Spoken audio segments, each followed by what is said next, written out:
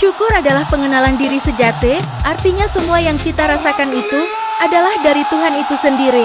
Alhamdulillah. Sebuah kata yang jatuh dari langit rahmat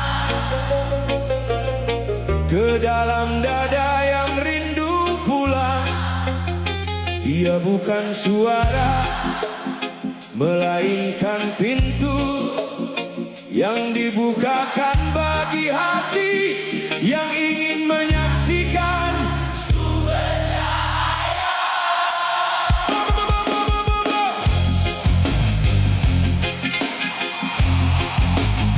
Fire, fire.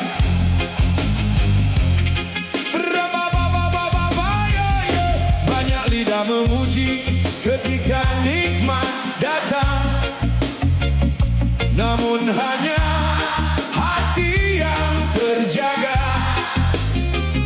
yang bersyukur bahkan ketika kehilangan.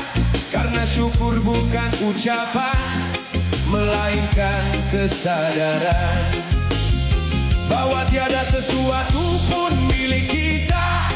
Jika engkau melihat nikmat, lalu melihat dirimu sebagai pemiliknya, maka engkau tertutup. Namun jika engkau melihat nikmat sebagai cermin kemurahannya, maka engkau mulai mendekatinya.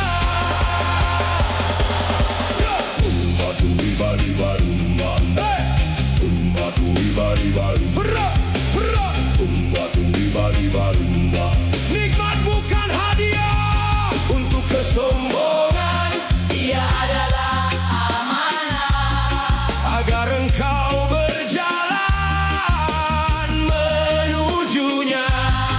Mata diciptakan agar melihat tanda-tandanya, telinga diciptakan agar mendengar panggilannya. Harta dan ilmu diberikan agar engkau menjadi jalan rahmatnya.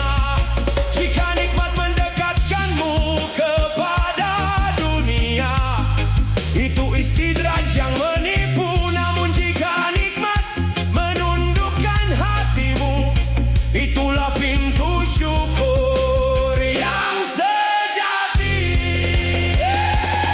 Ketika takdir mengetuk pintu kesedihan, orang yang mencintainya tidak bertanya mengapa ini terjadi. Ia hanya berkata, Alhamdulillah ala kulli hal.